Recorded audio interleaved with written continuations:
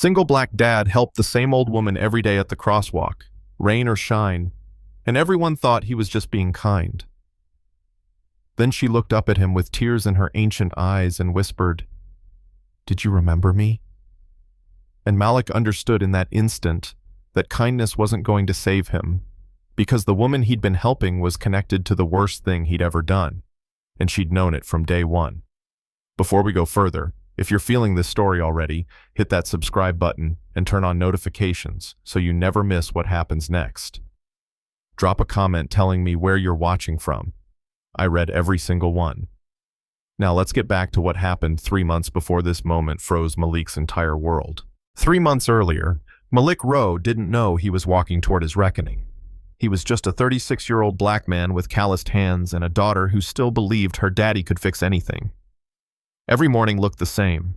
Wake up at 6, make Aria's lunch with the crusts cut off because she hated them, walk her 8 blocks to Riverside Elementary while she talked about everything and nothing. His life was small and predictable, and he'd built it that way on purpose, brick by careful brick, because 9 years ago everything had exploded, and he'd spent every day since then trying not to think about the night that still woke him up sweating. The intersection of Lenox Drive and 4th was where his routine always hit a pause. The traffic light took forever. Crosswalk was cracked like broken teeth.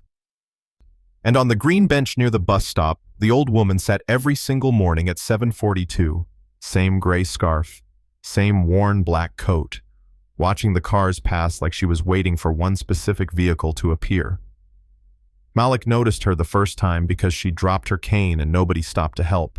He picked it up, handed it back, and she looked at him with those deep-set eyes and said, "Thank you, son." Something about the way she said it made his chest tight. After that, he couldn't not see her. She became part of the landscape, permanent as the stop sign, reliable as the coffee cart on the corner where he grabbed his morning cup. Week 2, a cab nearly clipped her when she tried to cross against the light.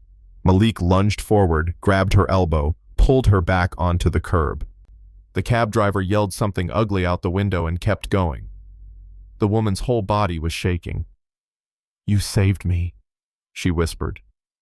Malik shrugged it off, told her to be careful, but Aria tugged his sleeve and said, "Daddy, you're a hero."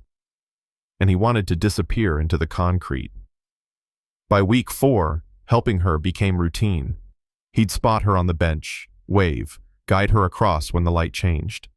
She never asked for help, but she always accepted it, her hand light on his forearm, her steps careful and measured. Aria started waving too, calling her the bench lady, and sometimes the old woman would smile at his daughter with a sadness that seemed older than her body. But there were moments that didn't sit right, little things that scratched at the back of Malik's mind. The way she'd stare at him a second too long. The way she'd whisper to herself when she thought he couldn't hear. Once she called him son again, and he laughed it off, but her face stayed serious. "You remind me of someone," she'd said, and Malik's smile died on his lips. Another morning she asked him, "Do you believe in forgiveness?" And he'd mumbled something about second chances, while his pulse hammered in his ears. That night he couldn't sleep. He kept seeing her scarred hands, the way her knuckles were twisted like old tree roots. He wondered what kind of accident does that to a person. He wondered if she had family. He wondered why she was always alone on that bench, waiting, watching, like she knew something nobody else did. And deep in the place where he kept his secrets locked away. He wondered if the universe was playing a joke on him, or delivering justice he'd been running from for 9 years. Malik's alarm went off at 5:58 every morning, 2 minutes before it needed to, because he'd trained himself to wake up before the sound could jar Aria awake in the next room. He'd slip out of bed, feet hitting the cold floor, and pad into the kitchen where the coffee maker was already set to brew because routines were the only thing keeping his life from falling apart. The apartment was small, 3rd-floor walk-up in a building that smelled like curry and cigarette smoke. But it was theirs and the rent was paid, and that was more than he'd had 9 years ago when Aria's mother left, and he was 27 with a newborn and a secret that felt like it was crushing his ribcage. He'd pour the coffee into a travel mug with a cracked handle, make Aria's lunch, turkey sandwich, apple slices, juice box, and knock softly on her door at 6:30. "Time to shine, baby girl," he'd say, and she'd groan and burrow deeper into her unicorn comforter, and he'd smile, because this was the only part of his day that felt clean. By 7:15, they'd be walking, Aria's hand in his, her backpack bouncing against her shoulders while she talked about her best friend Zoe, and how Mrs. Patterson gave too much homework, and how she wanted a puppy, even though Malik had told her 100 times their lease didn't allow pets. He'd listen and nod and make the right sounds in the right places, but his mind was always 3 steps ahead, calculating bus schedules and work deadlines and whether he had enough in his account to cover the electric bill. The walk to Riverside Elementary took exactly 23 minutes if they didn't stop, but they always stopped at Lenox and 4th because that intersection was a beast, 6 lanes of traffic that didn't care about pedestrians, and the light took 3 full cycles to change. That's where the old woman lived, on that green bench near the bus stop, and Malik didn't know when noticing her became expecting her, but somewhere between week 1 and week 2, she'd become part of the architecture of his mornings. The first time he really saw her, she was trying to stand up and her cane clattered to the ground and rolled toward the gutter. Business people in suits walked past her like she was invisible. Teenagers with headphones didn't even glance her way, and Malik felt something hot rise in his chest that might have been anger or might have been guilt. He jogged over, picked up the cane, handed it to her with a small smile. "You okay, ma'am?" She took the cane with both hands, her fingers gnarled and covered in old scars that looked like burn marks or something worse. "Thank you, son," she said, and her voice was soft but clear, like wind through leaves. Her eyes held him for a beat longer than comfortable. Aria tugged his hand. "Daddy, we're gonna be late." He nodded, told the woman to take care, and they crossed the street, but he felt her watching them the whole way to the other side. After that morning, he couldn't see her. She was always there, 7:42 on the dot, like she'd been programmed into the morning the same way the traffic lights cycled red to green. She wore the same gray scarf every day, the same black coat with buttons missing, and she'd sit with her hands folded on top of her cane, watching the cars pass with an intensity that seemed wrong for someone just waiting for a bus. Week 2 changed everything.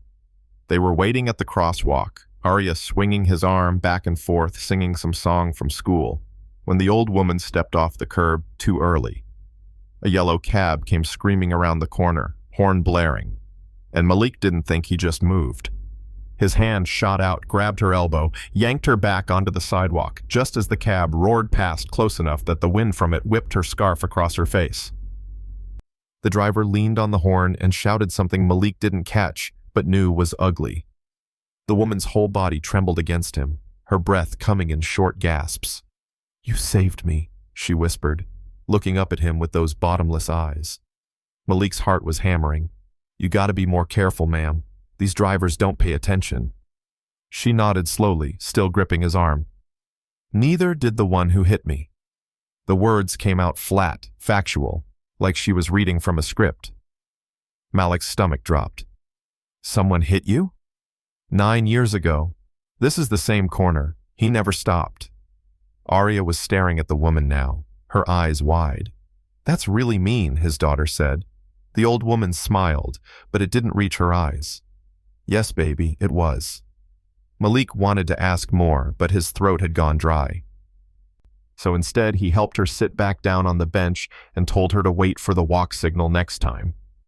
She thanked him again, called him son again, and as they walked away, Aria said, "Daddy, why didn't that person stop to help her?" Malik squeezed her hand. "I don't know, baby. Some people get scared and run." "That's bad," Aria said, and Malik whispered, "Yeah, it is." After that, helping her became automatic. Every morning he'd guide her across the intersection, his hand under her elbow, making sure she got to the other side safely. She never asked for help, but she always waited for him, like she knew his schedule better than he did. Have you ever met someone who seemed to know you before you even spoke? Drop your answer in the comments. Aria started calling her Miss Claudette after asking her name one morning, and the old woman would smile at his daughter with a gentleness that made Malik's chest ache. By week 6, Malik's internal clock had adjusted itself around Miss Claudette like she was the sun, and he was a planet locked in orbit. He'd check his watch at 7:39 and feel his pace quicken, because he knew she'd be settling onto that bench in exactly 3 minutes, and if he timed it right, they'd arrive at the crosswalk together, and Arya could wave, and Miss Claudette would smile, and the whole exchange would take 90 seconds before they continued to school. It became muscle memory, this daily intersection of their lives, so routine that Malik stopped questioning why it mattered so much to him. Maybe it was because helping her felt like the one good thing he did that wasn't tangled up in obligation or guilt. Maybe it was because Arya's face lit up every time the old woman complimented her hair or her shoes or whatever small detail she noticed that morning. Or maybe, in the part of himself he refused to examine, helping Miss Claudette felt like paying back a debt he couldn't name. The morning light had a particular quality in early autumn, slanting through the buildings and turning everything gold and sharp-edged. And Malik found himself noticing details he'd never paid attention to before. The way Miss Claudette's bench had a name carved into the wood. Tommy plus Rita, 1987, worn smooth by decades of hands and weather. The way the bus stop sign tilted 5 degrees to the left like it was exhausted. The way the crosswalk button was stuck and didn't actually do anything, but people pressed it anyway, out of hope or habit. He'd wait with Miss Claudette while the light cycled through red, watching the morning commuters rush past in their separate universes, and she'd sit quiet beside him, her hands folded on her cane, her breath coming slow and measured, like each one cost her something. Arya would chatter about school projects or playground drama, and Miss Claudette would listen with the kind of attention that made his daughter stand taller, like being heard by this old woman meant something important. But there were moments that didn't fit the pattern, small tears in the fabric of their routine that Malik noticed but couldn't explain. Miss Claudette would sometimes mutter under her breath, words too soft to catch, but the rhythm of them sounded like prayer or confession. Once, while they waited for the light, she'd closed her eyes and whispered something that sounded like silver sedan, cracked windshield, never looked back. And when Malik asked if she was okay, she'd opened her eyes and smiled and said, "Just remembering, son." Another morning, a car horn blared behind them, and Miss Claudette flinched so hard she nearly dropped her cane, her whole body going rigid, and Malik had to steady her while she caught her breath. "You all right, Miss Claudette?" he'd asked, and she'd nodded, but her hands were shaking. "Loud noises," she'd said. "They take me back." Back where? He'd wanted to ask, but Arya was tugging his sleeve, and the light had changed, and the moment passed. The staring started in week 7. Malik would help Miss Claudette across the street and feel her eyes on him, even after they'd said goodbye, even as he and Arya walked away toward the school. He'd glance back, and she'd still be there on the opposite corner, standing perfectly still, watching him with an expression he couldn't read. It wasn't threatening exactly, but it wasn't friendly either. It was searching, like she was trying to solve an equation and he was the missing variable. "Why does she look at you like that?" Arya asked one morning, and Malik forced a laugh. "Like what, baby?" "Like she's sad and angry at the same time. Out of the mouths of children, right? Have you ever noticed something about someone that nobody else seemed to see? Tell me in the comments." Malik told his daughter that Miss Claudette was probably just lonely, that old people get like that sometimes, but the answer felt hollow, even as he said it. Week 8 brought the comment that made Malik's blood run cold. They were halfway across the intersection, morning traffic growling around them, when Miss Claudette squeezed his arm and said, "You have kind eyes, but they're haunted." Malik stumbled, actually stumbled on flat pavement, and had to catch himself. "What do you mean?" Miss Claudette didn't look at him, just kept walking, her cane tapping against the asphalt. "The man who hit me had kind eyes too. I saw them for just a second, through the windshield, before he drove away. Haunted, like yours. Like he knew what he'd done but couldn't stop himself from running." Malik's throat closed up. His palms started sweating. "That must have been terrible for you," he managed to say, and his voice sounded wrong in his own ears. Too high, too tight. Miss Claudette nodded. 9 years is a long time to wait for someone to come back and say sorry, but I'm patient." They reached the other side, and Malik let go of her arm like it was burning him. Arya was already skipping ahead, oblivious, singing something under her breath. Miss Claudette turned to face him fully, and in the morning light her eyes looked younger than the rest of her, sharp and clear and knowing. "Thank you for helping me, Malik," she said, and it was the first time she'd used his actual name, even though he'd never told her what it was. His heart stopped. "How did you?" "Your daughter says it every morning. Come on, Malik, we're gonna be late." She smiled, but there was something underneath it, something that felt like a trap closing. "You're a good father, better than you think you are." She turned and walked away slowly, her cane tapping a rhythm that sounded like a countdown, and Malik stood frozen on the corner while the traffic rushed past and Arya called his name from 20 feet ahead. That night, he couldn't eat dinner. He pushed his food around his plate while Arya told him about her day, and all he could think about was Miss Claudette's voice saying, "Haunted eyes," and 9 years, and come back and say sorry. And the worst part was, he couldn't tell if she knew or if the universe was just cruel enough to make coincidence feel like judgment. The coffee shop on 5th Street had become Malik's second stop every morning after dropping Arya at school, a tiny place with cracked tile and an owner who knew his order before he opened his mouth. He'd sit in the corner booth with his phone face down on the table, pretending to scroll through work emails while his mind replayed every interaction with Miss Claudette like a detective reviewing crime scene footage. The problem was, he couldn't tell if he was the detective or the criminal.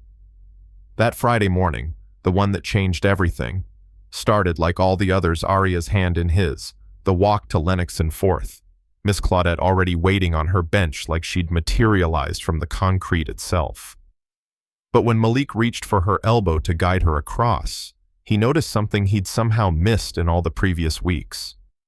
Her hands weren't just scarred, they were destroyed. The skin was puckered and discolored, twisted in ways that spoke of trauma so severe it had reshaped the bones underneath. He must have stared too long because Miss Claudette pulled her hands back slowly and tucked them into her coat pockets. "Accident?" Malik asked, and immediately regretted how casual he'd tried to make the question sound. Miss Claudette's jaw tightened. "The man who hit me didn't just leave me on the road. He left me under his car." The words came out flat and factual, like she was reading a grocery list, but Malik felt them land in his chest like bullets. "I was pinned for 40 minutes before someone found me. My hands," she held them up, showed him the wreckage of her fingers, "were trapped under the front tire. The doctor said I was lucky to keep them at all." Arya made a small sound, something between a gasp and a whimper, and Malik squeezed his daughter's hand so hard she yelped. He loosened his grip immediately, mumbled an apology, but his vision had gone blurry at the edges. "I'm so sorry that happened to you," he said, and the words felt obscene coming out of his mouth. Inadequate and hollow, and worse than useless. Miss Claudette smiled that sad smile again. "The man who hit me never looked back. Never even slowed down. Just kept driving like I was a pothole he'd bounced over." She turned those sharp eyes on Malik. "Do you think a person could do something like that and still live with themselves?" The question hung in the air between them like smoke. Arya tugged Malik's sleeve. "Daddy, that's a bad person, right? Someone who does that is bad?" Malik's mouth was desert dry. "I don't know, baby. Maybe they were scared. Maybe they made a mistake." "Mistakes can be corrected," Miss Claudette said softly, still looking at Malik like she could see through his skin to the guilt underneath. "Running away just makes the mistake permanent." The light changed and they crossed in silence, but Malik felt like his legs belonged to someone else, like he was watching himself move through water or thick glass. When they reached the other side, Miss Claudette touched his arm one more time. "You remind me so much of him. Something about the way you move, the way you check your mirrors before you cross, like you're always looking for what's coming behind you." Malik couldn't breathe. He nodded, said something about getting Arya to school, and walked away with his daughter's voice asking questions he couldn't hear over the roaring in his ears.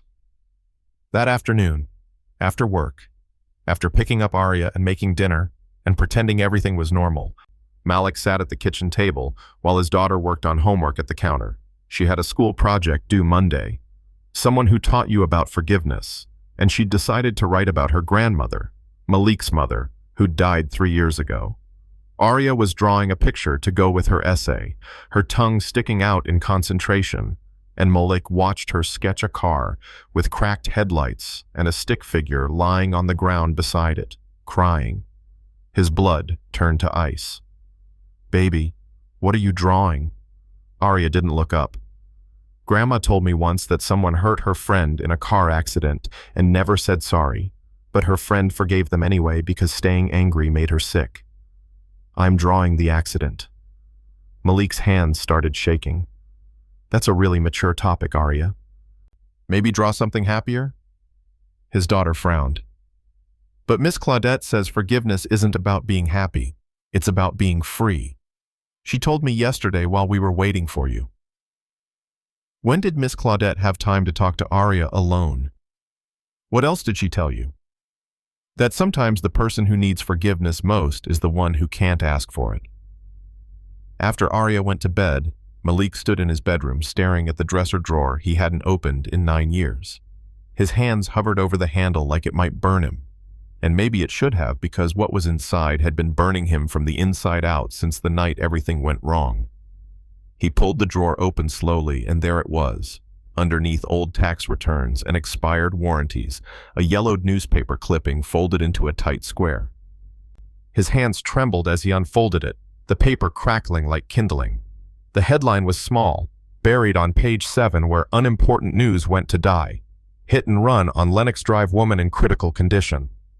There was no photo, just 3 paragraphs describing how an unidentified woman had been struck at the intersection of Lennox and 4th at approximately 9:45 on a rainy October night. The vehicle was described as possibly a silver or gray sedan. The driver fled the scene.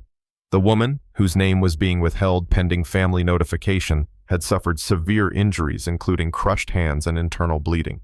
Police were asking anyone with information to come forward. Malik's vision blurred. The date on the article was October 12th, 9 years and 2 months ago. The same night he'd been driving home from a double shift at the warehouse, exhausted beyond reason, eyes burning, when the rain had started coming down so hard his wipers couldn't keep up. The same night he'd felt the thud, heard the crack of his windshield, seen a shape in his rearview mirror crumpled on the wet pavement. The same night he'd kept driving because he had a 3-month-old baby at home and a criminal record from a stupid fight when he was 19, and he knew that stopping meant losing everything. He'd told himself she'd be fine. He'd told himself someone else would help her.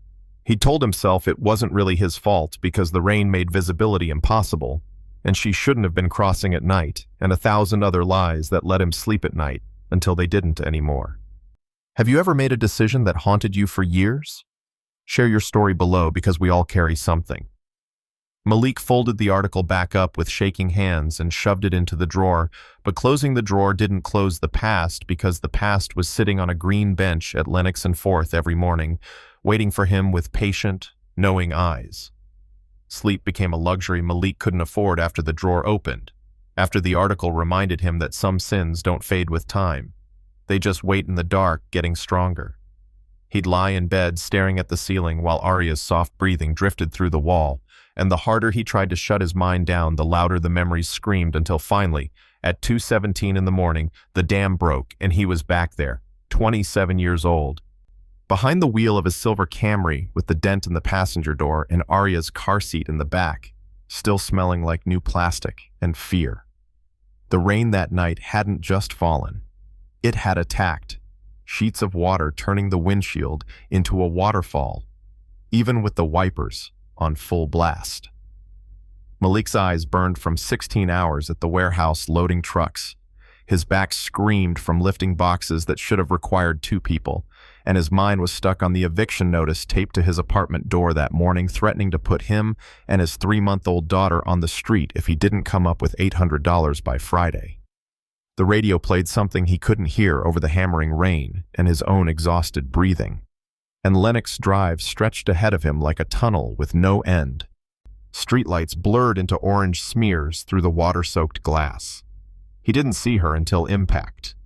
1 second the road was empty, and the next there was a shape, a person, and his foot slammed the brake. But the wet asphalt had other plans, and the car didn't stop. It slid, and the sound that came wasn't a thud exactly. It was worse. It was a crack, followed by a scraping that meant something had gone under the front end. The windshield spiderwebbed from the inside out, a starburst of broken glass right at eye level, and Malik's hands locked on the steering wheel so hard his knuckles went white. The car finally stopped 20 feet past the intersection, and Malik sat there with his heart trying to break through his ribcage, his breath coming in short gasps that fogged the windows.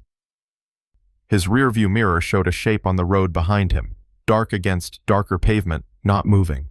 A voice in his head, the voice that sounded like his father, said, "Get out and help her." But another voice, the voice that sounded like survival, said, "You have a record, you have a baby, they'll take everything. They'll lock you up, she's probably fine. Someone else will help. You can't afford this. You can't survive this. Drive." Malik's hands were shaking so violently he could barely grip the wheel. He looked at the rear view again, and the shape still wasn't moving, and the rain kept falling, and somewhere behind his eyes he felt something crack that wasn't glass. His foot found the gas pedal. The engine, which had stalled during the slide, turned over on the second try.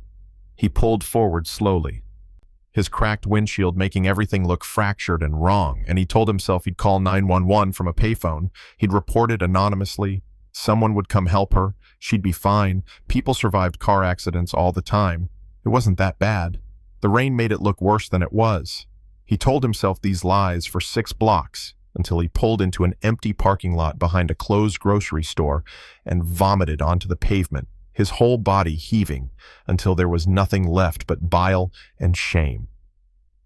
He sat in that parking lot for an hour, engine off, rain pounding the roof like fists, and every time he reached for his phone to call for help, his hand froze, because making that call meant confessing, and confessing meant losing Arya, and losing Arya meant the end of everything that mattered. So he didn't call. He drove home instead, parked 3 blocks from his apartment so nobody would see the cracked windshield, and walked through the rain with his jacket pulled over his head. His neighbor, Mrs. Chen, was watching Arya, and didn't ask why he was 2 hours late, or why his hands wouldn't stop shaking when he took his daughter from her arms. That night, he held Arya while she slept, her tiny body warm and trusting against his chest. And he promised himself he'd be better, he'd work harder, he'd make it up to the universe somehow, even if he never knew the woman's name. The next morning, he paid a guy in an alley $200 cash to replace the windshield. No questions asked, no paperwork filed. He scrubbed the dent on the passenger door with dish soap and prayer, trying to erase evidence that couldn't be erased. He bought the newspaper every day for a week, scanning for updates, and when he found the small article on page 7 that said the woman had survived but was in critical condition with severe injuries, he told himself that surviving meant it wasn't murder. Surviving meant he wasn't a complete monster. Surviving meant maybe he could live with what he'd done. But living with it meant 9 years of jumping at sirens, 9 years of checking his mirrors constantly, always looking behind him. 9 years of avoiding Lennox and Forth until Arya started school and that intersection became unavoidable. 9 years of building a quiet life on top of a secret that felt like it was growing teeth. And now, lying in his bed at 2 a.m, Malik understood with perfect clarity that the universe didn't forget, and justice wasn't something you could outrun. It just waited patiently on a green bench wearing a gray scarf until you walked close enough to grab. He pressed his palms against his eyes and saw the shape in the rearview mirror, still not moving, and wondered if Miss Claudette had lain there for 40 minutes, like she said, pinned under his tire, watching taillights disappear into the rain while her hands were crushed into the asphalt. When have you realized that running from something only brings you back to it? Drop your thoughts, because I know you've been there too. The next morning, Malik forced himself through the routine like a man walking to his execution. Arya chattered about something while they walked, but her voice sounded like it was coming from underwater. When they reached Lennox and Forth, Miss Claudette was already there. And when she looked up and met his eyes, she said 4 words that stopped his heart completely. You have the same eyes." Malik's smile felt like a wound. Same eyes as who? Miss Claudette stood slowly, leaning heavy on her cane, and stepped close enough that he could smell lavender and something medicinal. As the man who didn't stop, I only saw him for a second through the windshield, but I memorized those eyes. Terrified eyes. Guilty eyes. Eyes exactly like yours, Malik. His legs almost gave out. Arya was pulling his hand, saying something about being late, but all Malik could do was stare at this old woman who'd somehow become his judge, his jury, and his reckoning all at once. Malik's laugh came out wrong, too loud and too sharp, the kind of laugh that signaled panic instead of humor. And he could feel Arya looking up at him with confusion written across her face. "I think you might be mistaken, Miss Claudette. Lots of people probably have eyes like mine." Miss Claudette tilted her head, studying him the way a scientist studies something under a microscope, and her voice came out soft but certain. "Maybe, but not many people flinch when they hear sirens the way you do. Not many people check their rearview mirror 3 times before crossing a street. Not many people look at me like I'm a ghost coming back to collect a debt." Malik's throat closed up completely. He managed to mumble something about needing to get Arya to school, grabbed his daughter's hand tighter than he should have, and walked away, while his heart hammered against his ribs like it was trying to escape his body.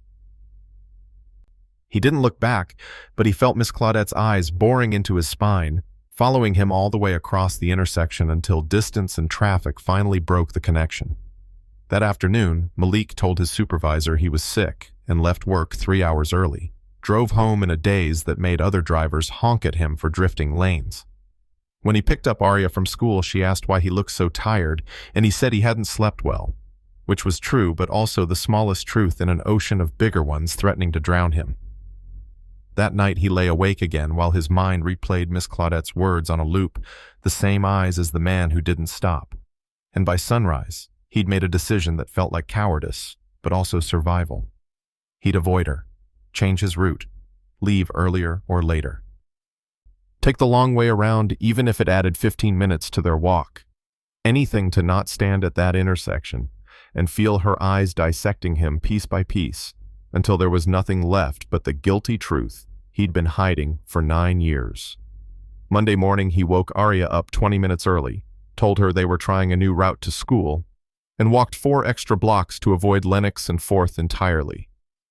The relief he felt was immediate and shameful, like a man who'd escaped prison knowing he didn't deserve freedom.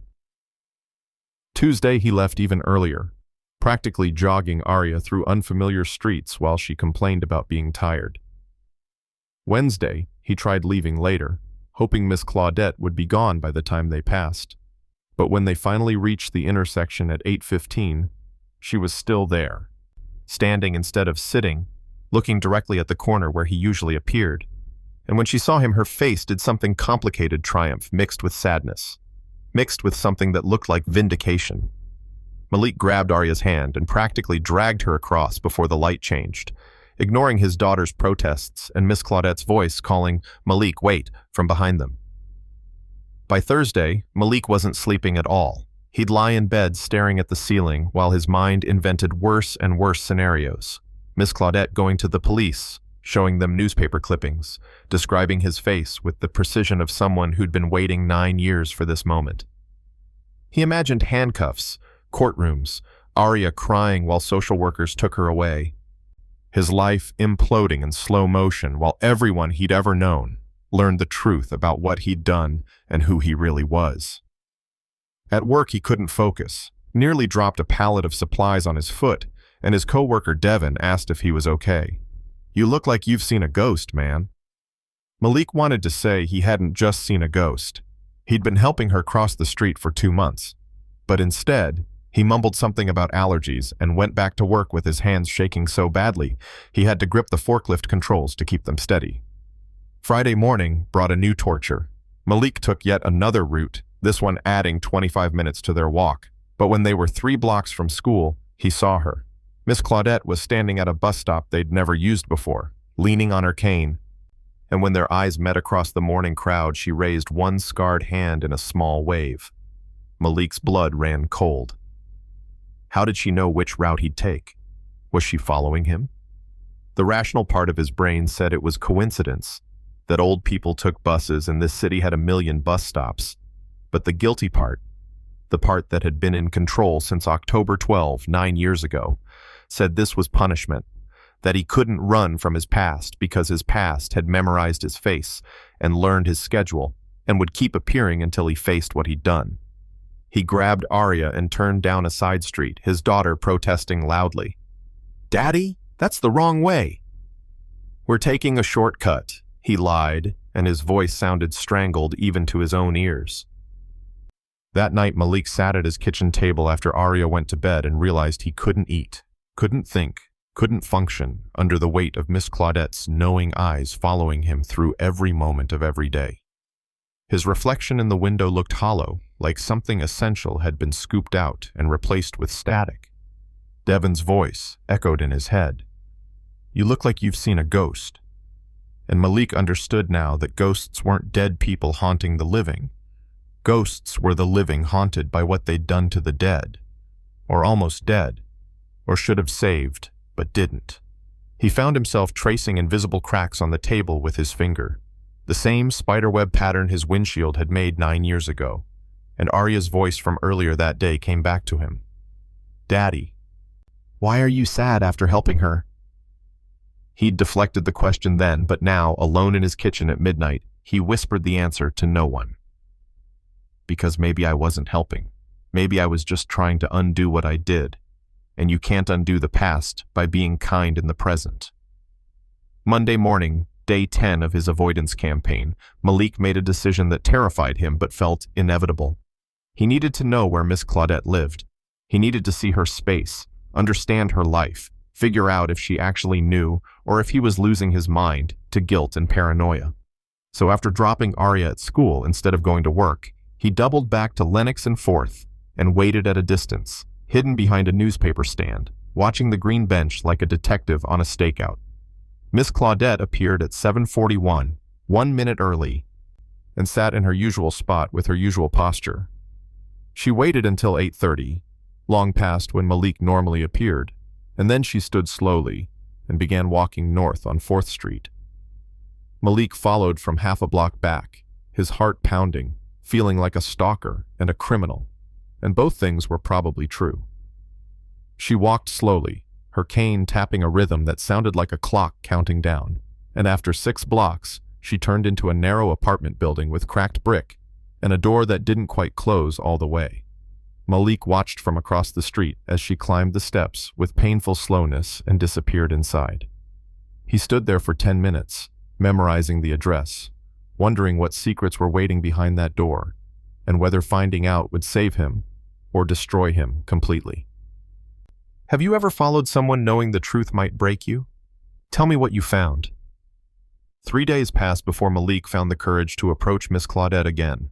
3 days of sleepless nights and distracted work shifts, and Arya asking why he seemed so far away even when he was sitting right next to her. On Thursday morning, he woke with a strange calm that felt less like peace and more like resignation, the kind soldiers must feel walking toward a battle they know they'll lose. He made Arya's lunch with hands that barely shook, walked her to school using the old route that went straight past Lenox and 4th, and when Miss Claudette looked up from her bench and saw him approaching, her face registered something complex, relief mixed with inevitability, like she'd been waiting for this moment since the first morning he'd picked up her cane. Malik stopped a few feet away, his mouth dry as ash. "Miss Claudette, can I walk you home today? I think we need to talk." She studied him for a long moment, those sharp eyes reading every tremor in his voice, every microscopic tell his body was broadcasting. "Yes," she said simply. "I think that would be good." The walk to her apartment took 15 minutes, but felt like crossing a desert. Neither of them speaking while the morning traffic rushed past, and the city moved around them like they were ghosts passing through a world that couldn't see them anymore. Malik noticed things he hadn't during his stalking expedition. The way she favored her left leg, the way she paused every half block to catch her breath, the way she gripped his arm not just for balance but like she was steadying herself for what was coming. When they reached her building, the cracked brick looked even more tired in daylight, and the stairs up to the entrance seemed impossibly steep for someone with her injuries. "Third floor," she said, reading his mind. "No elevator. I haven't worked in 6 years." It took them 10 minutes to climb 3 flights, Miss Claudette stopping on every landing to rest while Malik's guilt twisted deeper because he'd done this to her. He'd turned her body into this broken thing that couldn't climb stairs without pain. Her apartment was small, maybe 400 square feet, but immaculately clean in a way that spoke of someone who had nothing but time and pride. The furniture was old but cared for, a worn sofa with crocheted blankets, a small kitchen table with 2 mismatched chairs. Walls painted a faded yellow that might have been cheerful decades ago, but what stopped Malik's heart completely was the wall beside the window, covered in papers and photographs arranged like a detective's conspiracy board. Miss Claudette moved to the kitchen without acknowledging it, putting a kettle on the stove. "Tea?" Malik couldn't answer because he was walking toward the wall like it was pulling him with invisible strings. And the closer he got, the more his vision tunneled, until all he could see were the pieces of his own crime displayed like evidence in a trial he hadn't known was happening. The newspaper article was there, the same one he'd hidden in his drawer, but Miss Claudette's copy was marked up with highlighter and handwritten notes in the margins. "Silver or gray sedan" was circled 3 times. "Driver fled scene" was underlined so hard the pen had torn through the paper. Next to it was a photograph of a car, and Malik's knees went weak because it was his car, his old Camry, taken from some angle he couldn't identify, but unmistakably the vehicle he'd driven that night. The dent on the passenger door was circled in red marker. Below that was another photograph, this one of the intersection at Lenox and 4th, taken at night in the rain, and someone had drawn an X on the pavement marking the exact spot where she'd been hit. There were more papers, medical bills, hospital discharge forms, physical therapy schedules spanning years, and at the top of the wall, centered like the thesis statement of an argument built from pain and patience, was a photograph of a younger Miss Claudette, standing with a man who looked like her son, both of them smiling at a birthday party with balloons and cake, back when her hands worked and her life was whole. Malik's voice came out as a whisper. "How did you get a photo of my car?" Miss Claudette appeared beside him holding 2 cups of tea, her movements silent despite the cane. "I didn't. That's a stock photo of a 2013 Camry in silver. The same model the police report said left paint transfer at the scene. Same model you drove up in one morning when you were running late and forgot to park around the corner like you usually do." She set the cups on the small table and lowered herself into a chair with a sigh that sounded like it came from somewhere deeper than lungs. "I've known it was you since the 2nd week, Malik. The way you touched your windshield like you were checking for cracks that weren't there anymore. The way you positioned yourself on the driver's side when you helped me, always keeping that side of your body slightly turned away like you were protecting an old wound. The way you said, 'I'm sorry,' the first time I dropped my cane. And it sounded less like an apology for being late to help, and more like an apology for something much bigger." Malik's hands were shaking so violently he couldn't hold the teacup she'd set in front of him. "Why didn't you say anything? Why let me help you all this time if you knew?" Miss Claudette wrapped her scarred fingers around her own cup, the steam rising between them like confession. "Because I wanted to see if you were the same man who ran that night. I wanted to know if the person who left me bleeding on the pavement was a monster or just a frightened boy who made a terrible choice. And I found out, Malik. You're not a monster. You're just a man carrying a weight that's crushing you. And I've been watching you bend under it for weeks." She took a sip of tea while Malik's world collapsed around him. "You think I'm him?" he whispered, and it wasn't a denial. It was a plea for her to say no, even though they both knew the truth. "I don't think," Miss Claudette said, her voice steady and sad. "I remember. October 12th, 9 years ago, 9:45 at night. Pouring rain. I was crossing to catch the last bus home from my nursing shift at County General. You came around the corner too fast, probably couldn't see through the windshield, and you hit me so hard I flew 6 feet before landing under your front end. The room tilted sideways, and Malik had to grip the table to stay upright. "I looked for you in my rear view," Miss Claudette continued, her voice almost gentle now, like she was comforting him instead of destroying him. "Saw your face for maybe 2 seconds, young, black, terrified. And I thought, before I passed out from the pain, I thought, he's going to come back. He's scared, but he'll do the right thing. He'll call for help." She paused, and the silence stretched so long Malik thought he might suffocate in it. "But you didn't come back. Nobody came for 43 minutes. By the time the ambulance arrived, I'd lost so much blood they didn't think I'd survive surgery. But I did."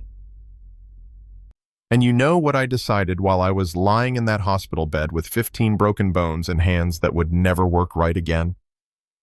Malik couldn't speak, couldn't move, could barely breathe. "I decided," Miss Claudette said, "that if I ever found you, I'd make you look at what you did. Not to punish you. I stopped wanting revenge after the first year, but because I needed you to see me. To know that I was real, that running away didn't make me disappear. How many times have you wanted someone to see the damage they caused? Leave your truth in the comments because this story is all of ours." Malik ran from Miss Claudette's apartment like the walls were closing in, his feet hitting the stairs so fast he nearly fell twice, bursting through the building's broken door into sunlight that felt too bright for the darkness he was carrying.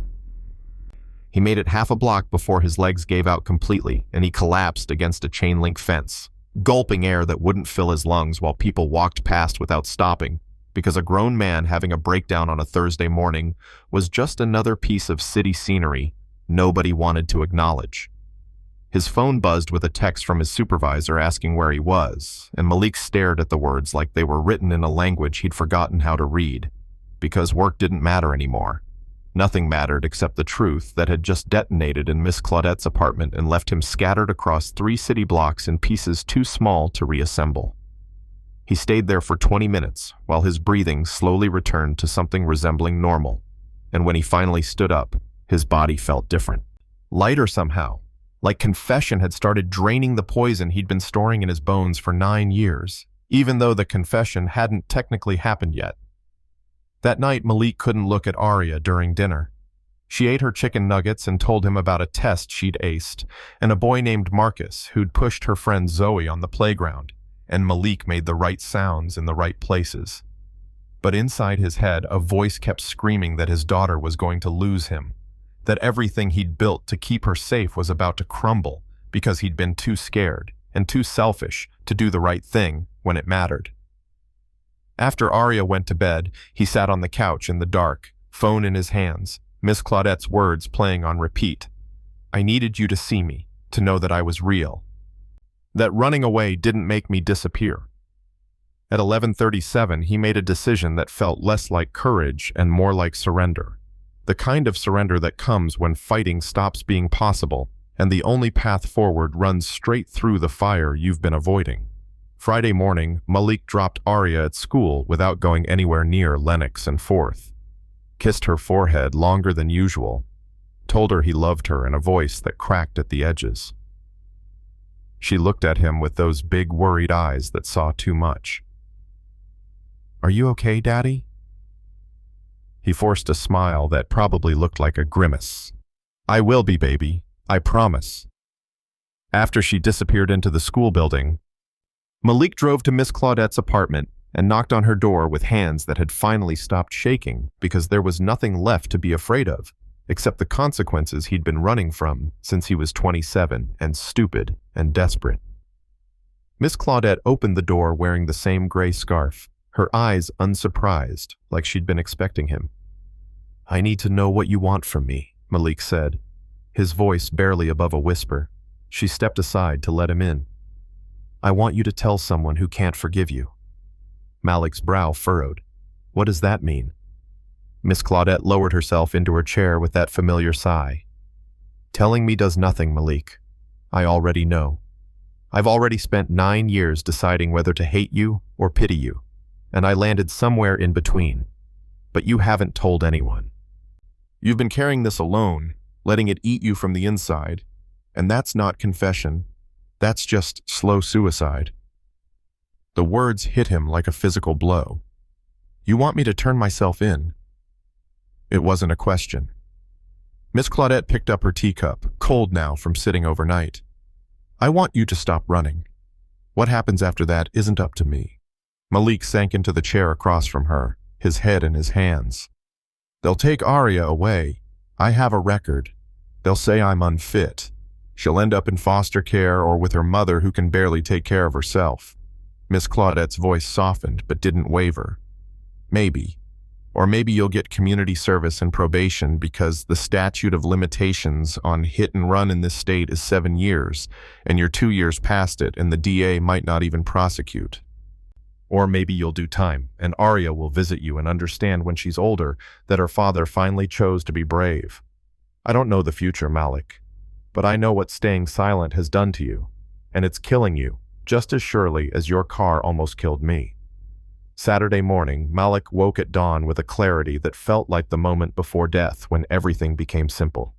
He made coffee, sat at his kitchen table, and called his mother's sister, Aunt Teresa, the one family member who'd never judged him, who'd helped with Aria when things got impossible. If something happens to me, he said without preamble, can you take Aria? Teresa's voice went tight with worry. Malik, what's going on? He couldn't explain over the phone, told her he'd call back and hung up before she could ask more questions. At 9:15, he walked into the 5th Precinct Police Station, a building he'd avoided for 9 years like it was radioactive, and approached the front desk where a young officer with tired eyes asked if he could help. Malik's mouth went dry, but he forced the words out anyway.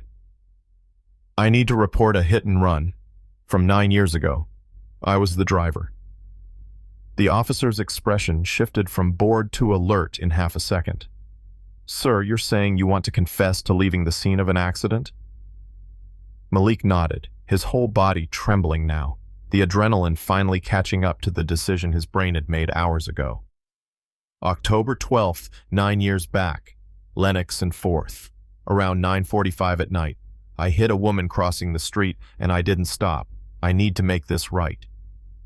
The officer picked up his phone, spoke quietly to someone Malik couldn't hear, and within minutes 2 detectives appeared, a man and a woman, both wearing expressions that said they'd heard everything and were surprised by nothing. They led Malik to a small gray room with a table and chairs bolted to the floor, and the female detective, her nameplate said Rodriguez, sat across from him with a notepad. Mr. Rowe, before we go any further, I need to inform you that you have the right to remain silent and the right to an attorney. Malik shook his head. I don't want to be silent anymore. I've been silent for 9 years and it's been destroying me. For the next 2 hours, Malik told them everything. The rain, the exhaustion, the eviction notice, the moment of impact, the cracked windshield, the shape in the rearview mirror. The 43 minutes he knew she'd been lying there because he'd read about it later. He told them about keeping the newspaper article, about replacing the windshield with cash from a guy who didn't ask questions, about the nightmares that came in waves for years until they became his new normal. He told them about meeting Miss Claudette at the intersection, about helping her for weeks without knowing, about the morning she'd looked at him and said he had the same eyes as the man who didn't stop. Detective Rodriguez took notes without judgment, while her partner, Detective Hayes, pulled up the old case file on a laptop and confirmed details. Yes, silver sedan. Yes. Paint transfer matched, a 2013 Camry. Yes. Victim's name was Claudette Morrison. Yes, she'd been in critical condition for 3 weeks. When Malik finished talking, his voice was hoarse and his eyes were burning, but he felt something he hadn't felt in 9 years clean. Like someone had finally washed the blood off his hands even though the stains would never completely disappear. Rodriguez closed her notebook. Mr. Rowe, I'm going to be honest with you. The statute of limitations on felony hit and run in this state is 7 years. You're past that. We can't charge you criminally. Malik's head snapped up. What? Hayes leaned forward. But the victim can still pursue civil charges. And depending on the DA's discretion and the severity of the injuries, there might be ways to prosecute under different statutes. Bottom line, you did the right thing coming in here, but the legal consequences aren't as straightforward as you probably thought. Malik felt something break inside him, but it wasn't despair.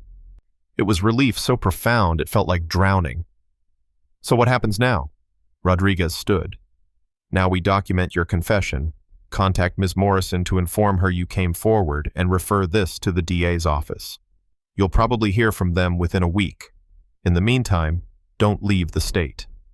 When have you confessed something knowing it might destroy you, but staying silent would kill you?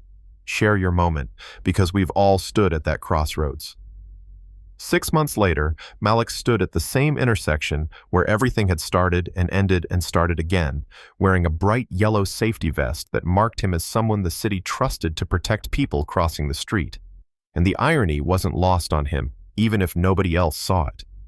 The DA had declined to prosecute after consulting with Miss Claudette, who'd told them she had no interest in seeing Malik imprisoned, but the judge had agreed to a civil settlement that included 500 hours of community service, financial restitution for medical bills that Malik would be paying off for the next decade, and mandatory counseling that had become the only hour each week where he could breathe without feeling like his lungs were full of glass.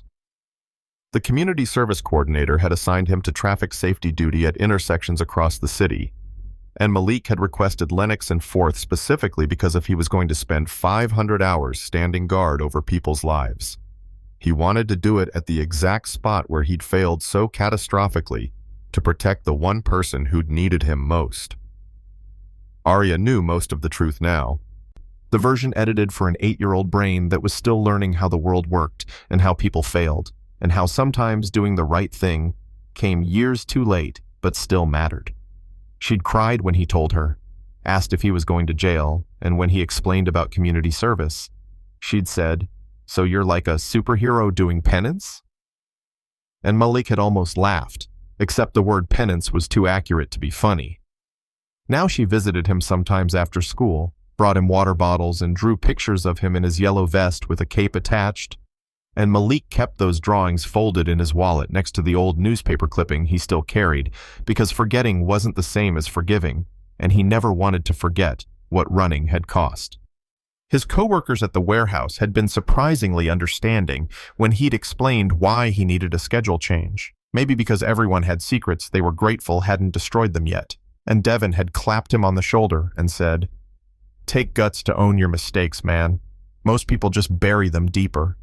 The morning routine at Lennox and Fourth had a rhythm now that felt almost meditative.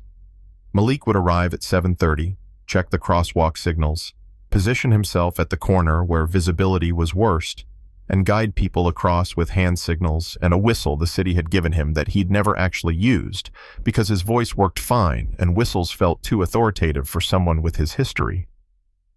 Commuters recognized him after the first month, some nodding, others ignoring him the way people ignored all city workers who existed in the background of their urgent lives. Malik didn't mind being invisible. Being invisible meant he could focus on the work, on making sure every single person made it safely from one side to the other. And each successful crossing felt like a tiny deposit in a karmic bank account that would never be full, but at least wasn't empty anymore. On a Tuesday morning in late spring when the light was soft and the air smelled like rain that hadn't fallen yet, Malik saw the familiar shape approaching from the north, moving slowly with the help of a cane, and his heart did something complicated in his chest. Fear and hope and relief, all compressed into a single painful beat. Miss Claudette had been in and out of the hospital twice since his confession, her body finally giving in to complications from injuries that had been poorly healed 9 years ago.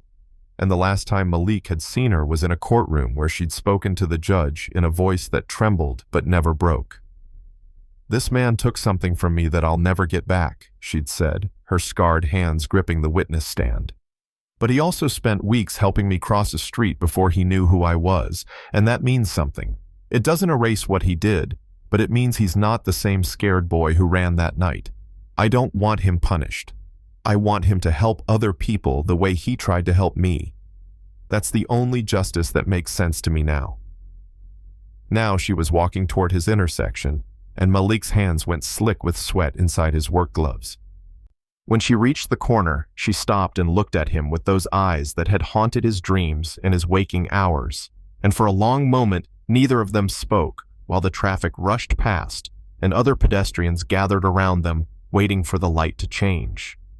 Finally, Miss Claudette's mouth twitched into something that might have been a smile.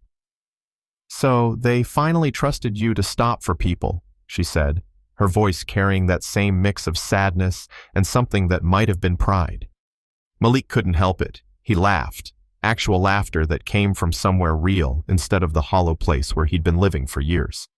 Took them long enough to figure out I needed the practice. The light changed, and Malik held up his hand to stop the turning traffic, then gestured for the pedestrians to cross. Miss Claudette moved forward slowly, and Malik fell into step beside her, his hand hovering near her elbow the same way it had for those 2 months before everything exploded. Halfway across the intersection, Miss Claudette stopped walking. Other pedestrians flowed around them like water around stones, some annoyed, others too focused on their phones to notice. She turned to face Malik fully, her cane planted between them like a boundary marker. "You know what the worst part was?" she asked, and Malik shook his head because he couldn't speak around the tightness in his throat. "The worst part wasn't the pain or the surgeries or losing my job because my hands didn't work anymore. The worst part was thinking that the person who hit me went on living like nothing happened. That somewhere in this city, he was going to work and coming home and eating dinner and sleeping fine while I couldn't do any of those things without remembering that nobody cared enough to stop." She reached out with one twisted hand and touched his vest, right over his heart. "But you didn't forget, did you? You've been carrying it this whole time." Malik's eyes burned. "Every single day. I'm so sorry, Miss Claudette. I'm so sorry I ran. I'm sorry I was weak and scared and selfish. I'm sorry I let you lie there. I'm sorry." His voice broke completely. Miss Claudette's hand moved from his vest to his wrist, her grip surprisingly strong for fingers that had been crushed under the weight of his car. "You don't remember me, do you?" she said, and for a second Malik was back at the beginning. 3 months ago, when those same words had frozen time and exposed the architecture of his guilt. But now her tone was different, softer, like she was asking a different question entirely. "What do you mean?" Malik whispered. Miss Claudette's eyes were wet, but her voice stayed steady. "Before the accident, you were just another driver I'd never met. After the accident, you were the person who destroyed my life. But these last 6 months, watching you stand here every morning keeping people safe, now you're something else. You're the man who came back. Not to the scene of the crime, but to the scene of who you could have been if you'd been brave enough the first time. So I'm asking, when you see me now, do you still just see the woman you hit, or do you see something else?" Malik's throat was so tight he could barely force words through. "I see someone who should hate me but chose grace instead. I see someone stronger than I'll ever be. I see." He paused, searching for words that felt true enough. "I see forgiveness I don't deserve, but I'm going to spend the rest of my life trying to earn." Miss Claudette nodded slowly, and when she spoke again, her voice was barely audible over the traffic. "Good. Because I'm tired of being angry. I'm tired of being the victim. I want to be the woman who survived and found peace, even if that peace came from watching her worst nightmare turn himself in." She squeezed his wrist once more, then released it. "Now walk me to the other side, Malik, and this time, don't let go until we're both safe." They finished crossing together, his hand steady under her elbow. And when they reached the far corner, Miss Claudette turned back toward the intersection one last time. "The road always remembers," she said quietly. "But sometimes, if you're very lucky and very brave, it forgives. When you finally stop running." She walked away slowly, her cane tapping against the sidewalk, and Malik stood in his yellow vest, watching her disappear into the morning crowd while sunlight broke through the clouds and turned the whole street gold. For the first time in 9 years, he felt like he could breathe all the way down to the bottom of his lungs. And when the next group of pedestrians gathered at the corner waiting to cross, Malik smiled and raised his hand and guided them safely from one side to the other, one small act of redemption at a time. If you enjoyed this story, make sure to subscribe to my channel and smash the notification bell to stay glued in our next upload. Now, tell me in the comment section the part of the story you liked most. I read every comment carefully.